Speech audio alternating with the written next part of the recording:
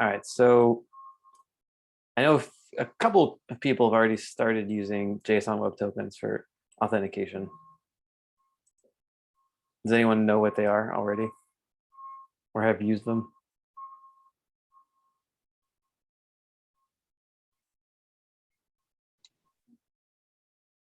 Okay, well, that's good. So no one knows what JSON Web Tokens are. So JSON Web Tokens are it's a way of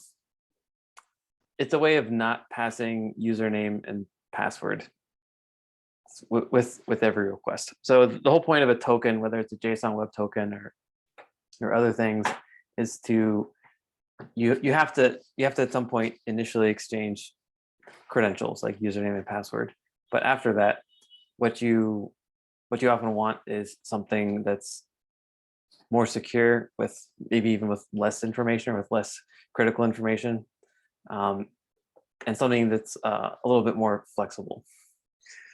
So a JSON. So when you're doing your initial authentication, you give your username and password, and then there has to be a lookup in the database. So you have to go to this single source, your database, and look up the username and password and check that it's okay, and then you can send a response or whatever. But if you have a large application, especially if it's distributed and there's lots of other components using microservices or something like that, then you don't necessarily want to be going back to that single database for every request and doing a lookup. So a token or a JSON Web Token will allow you to make that initial request to the server, and then you get a credential, and then any other component or service, any other backend service can check the validity of that token on its own. It doesn't have to directly go to the database. So we'll see how that works. But the basic structure of a JSON Web Token has 3 parts, and this is all base64 encoded. And the parts are separated by periods. So some stuff, period, some more stuff, period, and then some more stuff. And the first part is the header. And the header is going to contain metadata about the token itself. So usually this is not something you need to worry about on a regular basis. The payload is the really important part in terms of getting information about the user. So in the payload, you can include really whatever you want. So you can have usernames. You would not put passwords. So you don't want to put actual user credentials here. But you can put, you can determine when the token is expired. You can put permissions in here. So a particular user has certain permissions. You can put other information, even about like user preferences or anything like that, that the consuming component might need to know about the user. So you can put all that in the token. And then this third part is the signature. And the signature is going to help with validating that the data in the token is actually correct and came from the origin server and hasn't been tampered with since. So the way that the signature works is you'll have a certificate, and you'll encrypt this. You'll take a combination of the header and payload and kind of like make a hash out of it using the signature. And so the consuming service can check if this has been tampered with, basically. So it doesn't have to go to the database and verify, hey, is John Doe a real user, and so on. It just has to have access to the public key, and it can check if this information hasn't been tampered with, and I know it was issued by the server that I trust. Okay, so here is a token. I'll just copy this, and this is a great resource, JWT.io. There's all kinds. So this is really handy, this kind of GUI, JWT GUI. By the way, JSON Web Tokens, JWT, it's pronounced JOT for whatever reason. So you'll, if you hear that. So we can paste this in here, and we can see that the header, this first part, this is giving us metadata, and then the payload, this could be any number of things, but it's telling us when it was issued. And is anyone familiar with this format or time format? It's number of seconds since January 1st, 1970. It's a Unix time. So this is a common measurement, especially in tokens. So you have when it was issued and then when it expires. So in this case, I don't know what the difference is, but 100 seconds or something. And then scope. So there, I mean, there are, if you look at the README, there are, skipping ahead a little bit, but there's a RFC. So the people who come up with all of the internet standards, there is a document that describes how JSON Web Tokens should be structured and what they should have in them and how they should be used. But it's fairly loose. So you can include all kinds of other things. So here, if this were a token issued by an origin server, and it gets presented to the to an endpoint, let's say some server with our application on it, and the server knows that the bearer of this token, the holder of this token, has read access or maybe get access to the secret page endpoint. So you can put all kinds of like permissions and so on. You can make it very fine-grained and specific. And then this last part is the signature.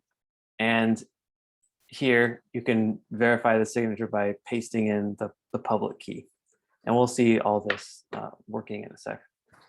But this is the basic structure, and that's how it works.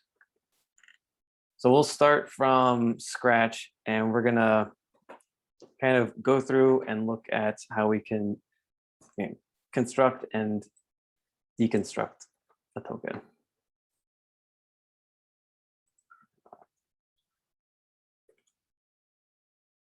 So I'll paste this in here. So here is a JSON Web Token, and then I'm just going to decode it from base 64. So remember, JSON Web Tokens are encoded in base 64.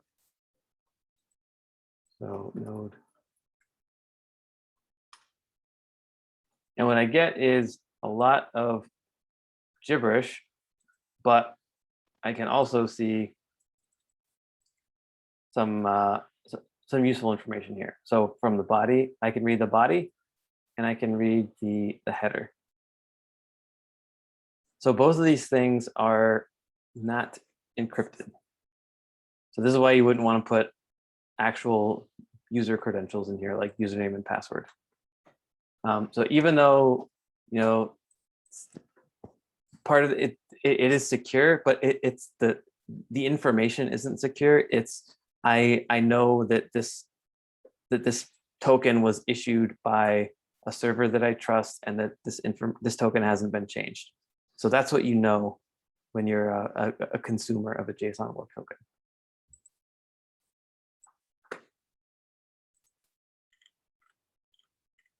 So here's just another representation. So this is what we can actually see.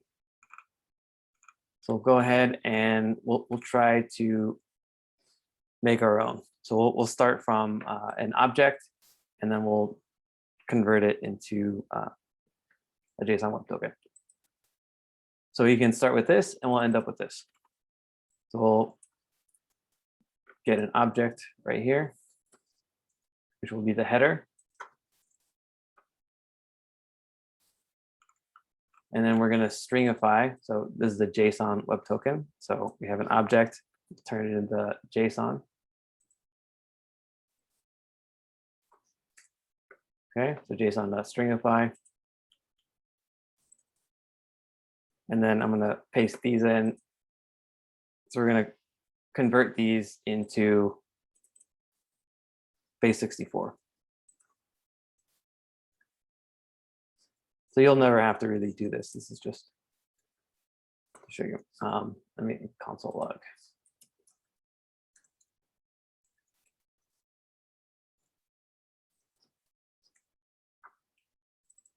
And we get this, which looks like base64 encoded something. So I'm going to go here.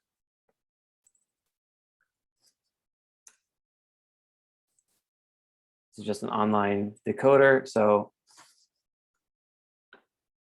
here's my base64 encoded string, and then I get this JSON object.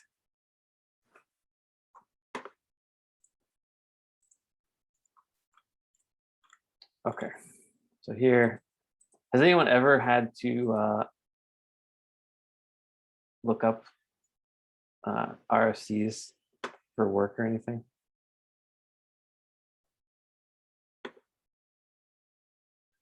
I never thought that I would have to, but I did a couple times. It's not very fun. Okay. All right, so let's keep going with this. So we'll get payload.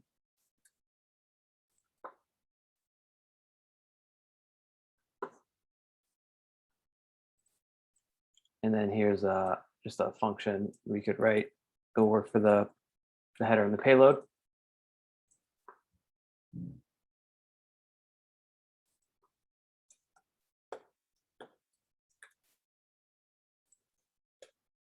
So all we're doing here is it's basically the same thing we did above. We're taking some object, we're converting it into JSON, and then we're converting that to base64. We should get the same kind of thing, which should give us the same information that's in here.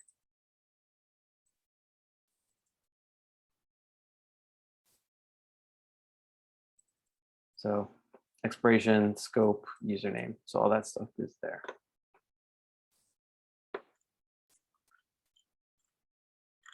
Okay, so the third part is the hard part. It's a little tricky. So I'm going to use a library, so JSON Web Token, to handle that. But first, we will have to make some keys. So I'm going to run this command, which we saw before. So just to create this, so this is a self-signed certificate, otherwise known as a useless certificate.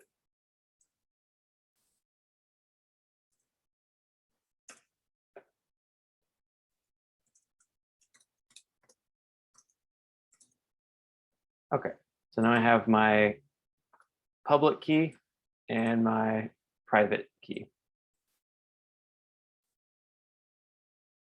So the public key is designed to be consumed by anyone. So if you were an endpoint, a protected endpoint, then you should have access to that domain authentication server's public key. So that's how you would verify that the token is accurate. So the private key would be, only, it would be kept secret, but the public key, any endpoint that wanted to validate the token that was issued would need this. Okay, so I'm gonna install a node module. So I'm gonna make this a node project. So npm init -y, so I don't have to answer the questions. And then npm install JSON Web Token. Okay, so this is a third-party module. You can check it out here.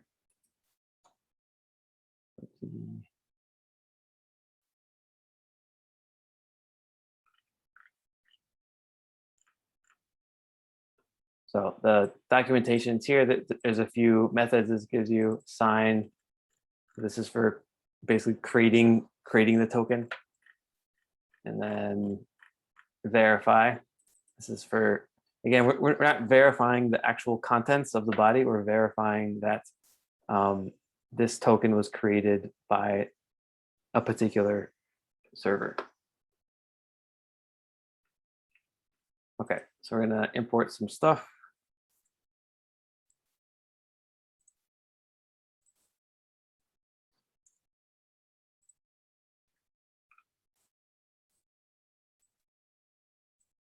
Also going to have to import, we need to read files. So a node, you can do fs. So we have a payload here, and then we're going to read our private key, and then we're going to sign the token. So we're just following the documentation. So JWT, this third-party module that we have, sign, and then payload, which is what, you know, our main content here, the key, which we're reading from the file, and then this is actually going to be like the header. So the specifics, you can read the documentation for the specifics, but that's what we're getting. So I'm gonna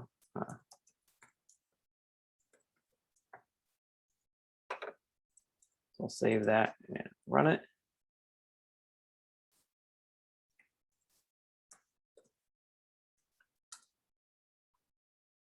And I get this. So now I'm going to go here to the jot.io and paste that in. Get rid of that. Okay, so you can see that here's my header, which is what I expect. And then here's the payload, which is also what I put in here. So secret page read, cool user 123. That's what I got. And I also have this third part. Now it's saying that the signature is invalid. So this hasn't been verified. So if I were the consuming server, I wouldn't know anything really. I wouldn't know whether or not I should trust this. It's just, you know, someone could just send you any information. So what you need is the public key. Sorry, public key. And we'll paste that in here. And because it's the correct public key, and this token was created using the corresponding private key, then we know this is valid. So I know where this came from, and I know it hasn't been tampered with, so I can trust, I can use this information in here.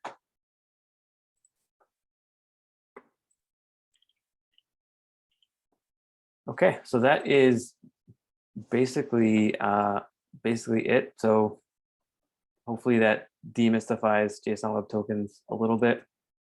The challenge, the first two parts of the challenge, I think, are fairly straightforward. So again, this is going to be an Express server, so like yesterday, which is just for the sake of mixing it up, and so you have to look up some stuff and some other documentation, but you shouldn't have to worry too much about Express in particular. There's really one, you can look at the application and the server and everything else, but let's see, where does it say?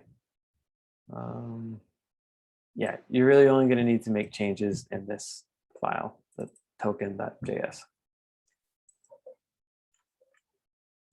Okay, so you'll be, first off, you'll remove a password that's in here, and then you'll add another field to the payload to check for the expiration, and then finally you'll add a signature using a public and private key that you'll have to generate.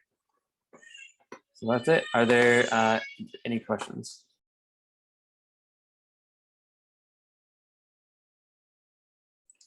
So you don't have to use JSON Web Tokens for authentication, but you'll definitely see them. I think it's probably the most common way of doing things.